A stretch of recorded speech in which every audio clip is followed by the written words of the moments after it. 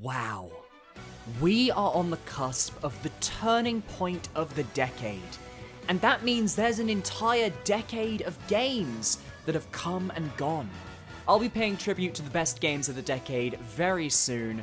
But before that, we have an annual tradition here on the Billybo10K channel that is dead but isn't dead because I'm making this video, and that is to take a look back at the year to determine my top 5 games of 2019.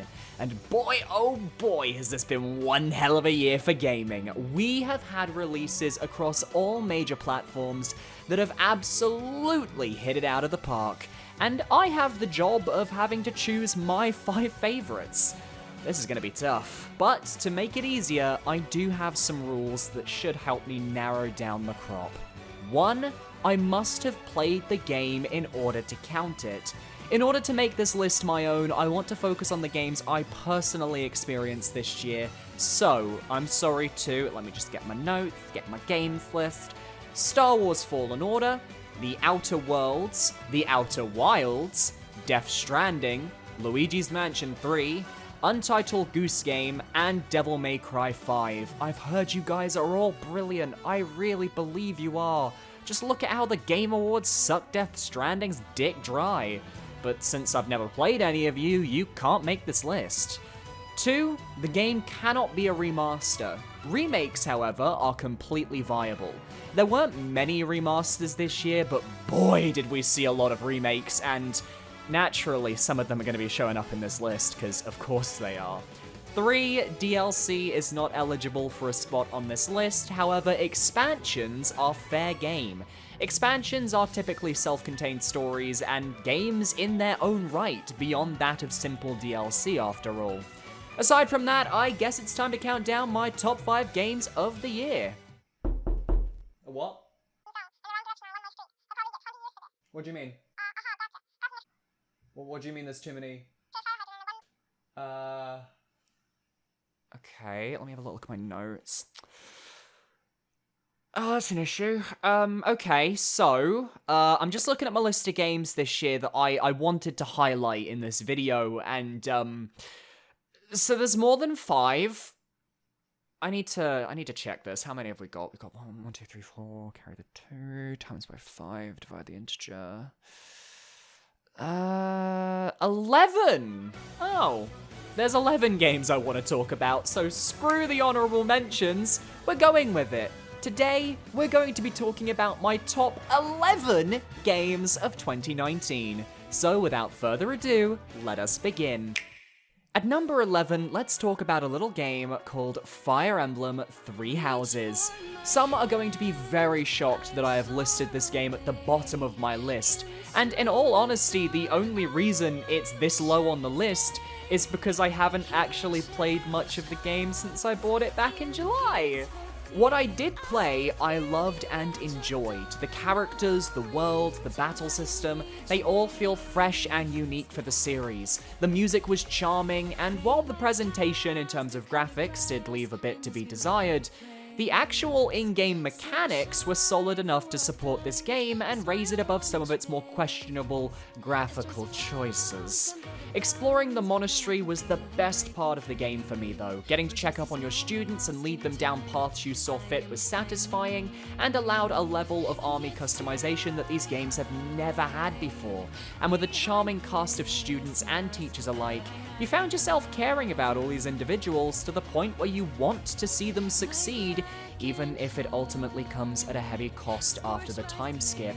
So it really is a shame that I've barely played the game. I mean, I own it on Switch, I just haven't sat down to properly play any of the routes. I haven't even made it to the time skip yet, I'm sorry guys. But I still wanted to dedicate some time to this title because I know so many people enjoyed it and I know I will when I actually play it. And honestly, had I played more of the game this year, it would easily be in my top 10, potentially even my top 5. As it stands though, Fire Emblem 3 Houses is a brilliant strategy RPG that I could recommend to any fans. Just don't look at those goddamn fruit textures.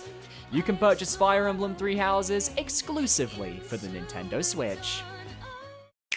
just squeaking out into the top 10 of our list, we have our most recent title in Pokemon Sword and Pokemon Shield. This year was a very tumultuous time to be a Pokemon fan. From the excitement of seeing the 8th generation of Pokemon announced, to the various controversies that soon followed, such as Dexit, the graphical limitations of the game, and some rather poor PR management from Pokemon Company and Game Freak, it caused a massive rift in the community. I waited excited because Generation 8 was the British generation, and when I finally played Sword, what were my thoughts? Meh. It was good. It was alright. Fun times were had. I can't say I disliked playing the games. I enjoyed every moment I spent with the title, but there was an underlying feeling that these games simply weren't what they could have been, and the controversies did sour my thoughts on the Pokemon Company as a whole. Still, this game did a lot right. Trainer customization is the best it has ever been. The gym challenge feels more like an actual event than ever, and Dynamaxing was actually a really fun implemented ability into the games. The music is amazing, and I adore all the rival battle themes, and the gym leader theme could literally be played in a club and nobody would bat an eye. Hell, I even, get this, liked the EXP share and how it kept all my Pokemon viable across the main story. However, it lacked any form of narrative, and before people go, "You don't play Pokemon for the story," I would like to remind everyone that Generation 5 had one of the most compelling narratives despite having a linear region, whereas Generation 8 has a linear region but also the least compelling narrative of any Pokemon title ever. And do I even need to mention the Mystery Dungeon titles in terms of their story? Pokemon has had very good plot in the past. It's not like this is something new to the franchise. I just want more than the bare bones plot that I paid €60 for. Still, the wild area has kept players coming back, and while it may not be my personal cup of tea, I can respect that people are enjoying the ability to roam around this vast open space with The Legend of Zelda Ocarina of Time trees, and participate in those max raid battles in a way that keeps players feeling connected. And I've seen so many people complete their Pokedexes on Twitter, it's great to see. However, I can't help but feel that for the biggest media franchise of all time, the graphics are a bit shit compared to other titles on the Switch, and battle animations still feel clunky, even though the Pokemon camp animations are precious and adorable, and I love them. That being said, despite my critiques, I still enjoyed the game, put that on the record, and because I actually beat Pokemon Sword, I feel like it had to go above Fire Emblem just by default there. You can purchase Pokemon Sword or Pokemon Shield exclusively for the Nintendo Switch. Alright, our third entry on this list, number 9, and we're still sticking with the Nintendo Switch, that's right. Now, before we get to the game, I've got to ask, who would win in a fight? The best strategic JRPG franchise and the biggest media franchise of all time? Or 6 blocky boys? Taking the number 9 spot on our list, Tetris 99 clears its way into our hearts with the craziest concept ever that somehow managed to work and charm everyone along the way. What if, get this, we had a battle royale game like the PUBGs, the Fortnites, the Apex Legends, but it's fucking Tetris. When this game was revealed in Nintendo's February Direct, the internet lost their collective minds. But when you combine the addictive nature of Tetris, which already has a stranglehold over the universe itself, with the desire to be the best of the best, last player standing, Tetris Maximus, it becomes a battleground. Grinding for my first Tetris Maximus was an event, furthered by the fact I needed to actually get one on camera for my So I Just Finished video on the game, links in the top right corner, and when I actually managed to take down 98 other players, the catharsis was beyond anything I had ever anticipated. You have not lived until you have won a game of Tetris 99.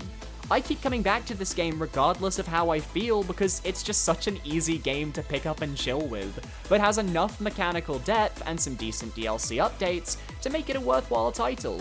Nintendo's online may be a bit trash still, but Tetris 99 certainly makes it worth the buy-in price, and I hope it continues to be supported with new themes into the future. You can play Tetris 99 for free on the Nintendo Switch as long as you have a Nintendo Online membership. At number 8, we've got a very special indie spin-off of one of the most influential and beloved video game franchises of all time. Cadence of Hyrule was a sleeper hit that absolutely nobody saw coming when it was first announced at the end of the Nindies showcase earlier this year. The last time Zelda's IP was trusted with outside developers, well, we got questionable quality. So to see the Necrodancer team absolutely knock this game out of the park was a breath of fresh air. Hyrule was transformed into a rhythm-based adventure with enjoyable dungeons to traverse, a sprawling overworld to explore, some brilliant bosses to fight, and a whole host of items, weapons, and more to make the gameplay exciting. Compared to the original Necrodancer, Cadence of Hyrule didn't have as much replayability, at least in my opinion, but it did have enough content to warrant a few playthroughs at the very least, just to see how the game differs starting as Link or Zelda, as well as being able to unlock a secret extra character as well. That being said, the soundtrack was easily the best part of this game. We had so much remixed Zelda music to enjoy, and I'm still listening to this OST months down the line. Glockenspiel's theme? They blended the formula of Necrodancer into Zelda in a way that I never thought possible, and I sort of hope we see more games in this style in the future. Indie developers have a real home on the Switch, and if Nintendo are willing to be open with their IPs again, I think we're gonna see some amazing creations in the coming years. If you want to see more information on Cadence of Hyrule though, you can check out my review of the game in the top right corner or the description below. You can play Cadence of Hyrule exclusively on the Nintendo Switch.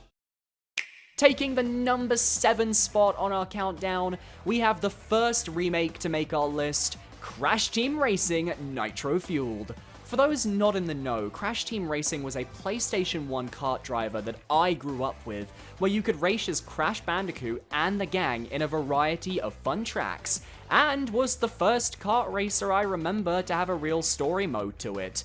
So when it was announced that they'd be remaking the title, I was hyped, and I was not disappointed. The sheer variety of characters, tracks, and customization options was through the roof. And the Insane Trilogy's charm that made those remakes such a smash hit were here in full force with Nitro Fueled, along with brutal difficulty that made this game feel so good to master. Character animations were filled with life, the cutscenes were absolutely stellar, the actual gameplay was top-notch, and the skill needed to get good at this kart racer really made some of my victories feel earned in a way that Mario Kart simply doesn't give. I 100% completed the story mode, and I loved every second of it. Now, the game did have some online issues near the start of its lifetime, and some people have noted online play can sometimes be rough, but it was never really an issue for me, and that was also never really the draw for me when it came to this game. I just wanted to play the single-player story from my childhood, and I got that, so peace out, I had my fun. And when I found out Spyro was going to be added to the game as well, I knew this was going to be a special one. I do wish the load times were a bit better though, they're a little bit pathetic. And I did do a full review on this game as well, so consider checking that out, links in the top right or the description. You can play Crash Team Racing Nitro Fueled on the PlayStation 4, Xbox One, or Nintendo Switch. Just missing out on the top 5, taking spot number 6, we have Kingdom Hearts 3. And boy, do I have a story to tell you guys about Kingdom Hearts. I am a very new fan of the franchise. I played through every single game prior to 3 via the PS4 collections in just 3 weeks last Christmas. So when Kingdom Hearts 3 rolled around, everything was fresh in my mind. The gameplay of previous titles, the story, the characters, the world, I was feeling it all. It felt like there was an emotional build-up that I had with this series, and I needed that payoff. And in some ways, the payoff was everything I wanted and more. And in other ways, the game could have also done a bit more. The gameplay was really fun though. I enjoyed most of the worlds, even if I do wish there were some that weren't spoiled in the trailers, because all of them got revealed pre-release. The Keyblade switching mechanic was fun, the magic system was as enjoyable as it ever was. Donald and Goofy felt far more useful this time around, as did the AI party members you get in each world, and the animations of the cutscenes felt ripped out of the movies they came from. Any of the Tangled or Frozen sequences, especially the Let It Go remake, come to mind when thinking about that, and finally finding out the fates of characters like Ventus, Terra, Aqua, Roxas, and Xion had me full-on ugly crying as we progressed through the game. It is not a perfect game though. Kairi once again gets shafted as a female protagonist who doesn't even get to do any fighting. Attractions made the game feel a bit too easy, luckily they are optional, but they can get in the way a little bit. The final world isn't even a world, just a set of bosses one after the other. San Francisco felt way shorter than any of the other Disney worlds due to how they decided to go about dealing with its gameplay.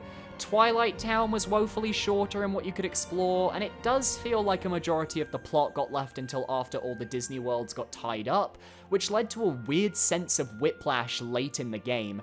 That being said, the gummy ship is the best it's ever been. I don't really mess around with the gummy ship, but everyone who has said it was amazing, so that's a plus. And after playing enough Kingdom Hearts across the holidays, all of these issues were things that I kind of came to expect with the series, and I still damn well loved playing this game. Hopefully the new DLC coming soon will actually rectify some of the issues I had with the game at launch, but despite its flaws, I can't deny that it was far more important to me than the games are lower on this list in terms of impact. It just doesn't crack my top 5. You can play Kingdom Hearts 3 on the PS4 and Xbox One. Now, I would like to discuss my top 5 games of 2019 right now, but I think I'll hold off till next week for that. Which games made my top 5? Leave your guesses in the comments down below, and let me know what your top 10 games of this year were. Please, let me know. I want to hear what your thoughts are. So, thank you everyone for watching. Hope you guys enjoyed. If you did, be sure to leave a like, comment, and subscribe. I might be attempting, don't quote me on this, I might attempt to make weekly, bi-weekly videos again, so that's going to be fun. And I'll see you guys next week for my top 5 games of 2019. Thank you very much for watching, and I'll see you guys next time. Goodbye.